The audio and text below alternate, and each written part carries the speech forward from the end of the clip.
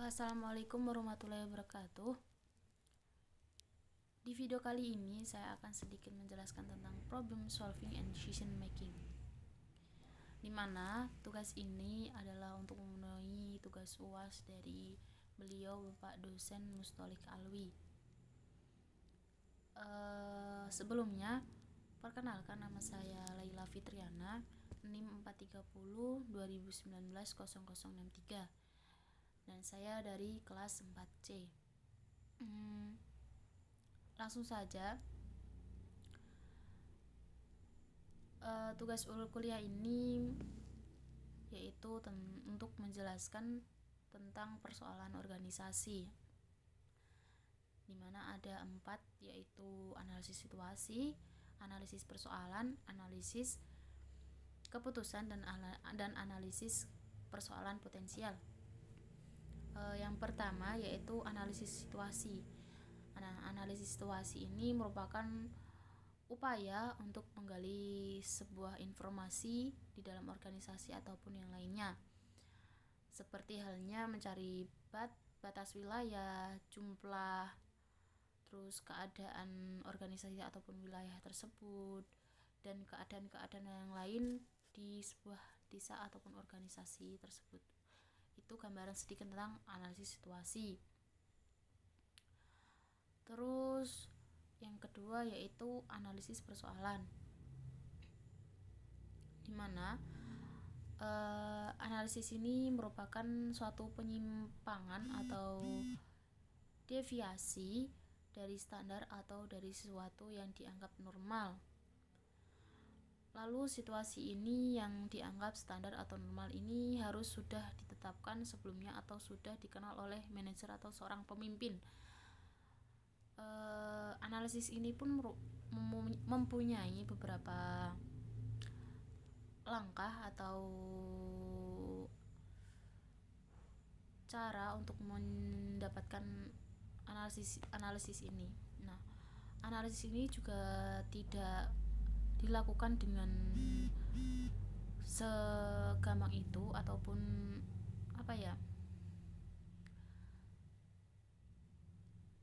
sembrono.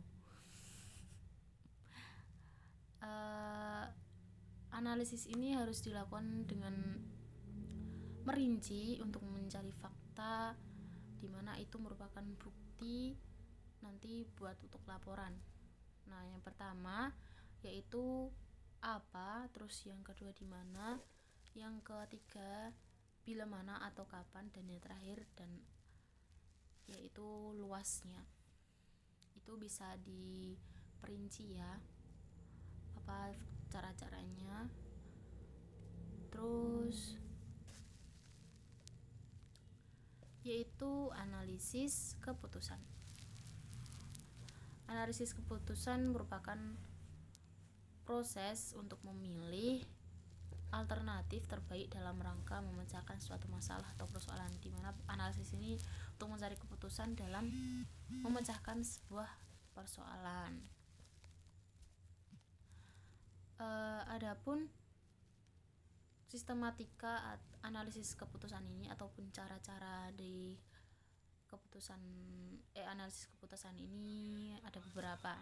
Nah, yang pertama untuk merumuskan tujuan keputusan, yang kedua menetapkan kriteria atau sebuah sasarannya itu ditetapkan, terus yang ketiga mengelompokkan kriteria mutlak dan kriteria keinginan, terus yang keempat memberi bobot kriteria keinginan, terus yang kelima mengembangkan alternatif, terus yang keenam menyaring dan menilai alternatif, yang ketujuh mempertimbangkan konsekuensi yang merugikan, dan yang terakhir yaitu menentukan pilihan akhir atau puncak di mana mencari keputusan tersebut. Lanjut yaitu analisis persoalan potensial. Analisis persoalan potensial ini yang didasarkan pada antisipasi kita terhadap peristiwa yang mungkin terjadi dan yang dapat terjadi di masa yang akan datang. memang tidak seorang pun dapat mengetahui dengan pasti apa masalah yang akan terjadi, tetapi masalah ini dapat menjamin bahwa tidak akan terjadi masalah di waktu yang akan datang. Proses ini memungkinkan organisasi bertindak lebih aktif untuk menentukan masa depannya dengan menggunakan apa yang kita ketahui atau dapat kita asumsikan untuk menghindari konsekuensi negatif yang mungkin timbul. Analisis persoalan ini dilandasi sebuah pemikiran bahwa mencegah timbulnya persoalan adalah lebih efisien daripada memecahkan suatu persoalan yang dibiarkan berkembang.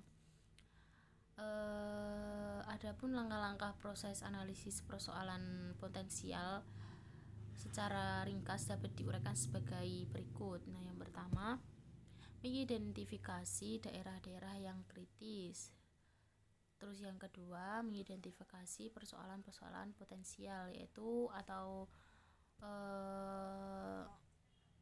meramalkan hal-hal yang mungkin menyimpang dalam daerah kritis. Terus yang terakhir yaitu mengidentifikasi sebab-sebab yang mungkin dari persoalan potensial ini, diidentifikasikan masalahnya dan ditentukan penyebab yang kemungkinan sangat tinggi. Nah, itu mungkin yang dapat saya jelaskan tentang materi problem solving and making PSDM lah. Cukup sekian. Wassalamualaikum warahmatullahi wabarakatuh.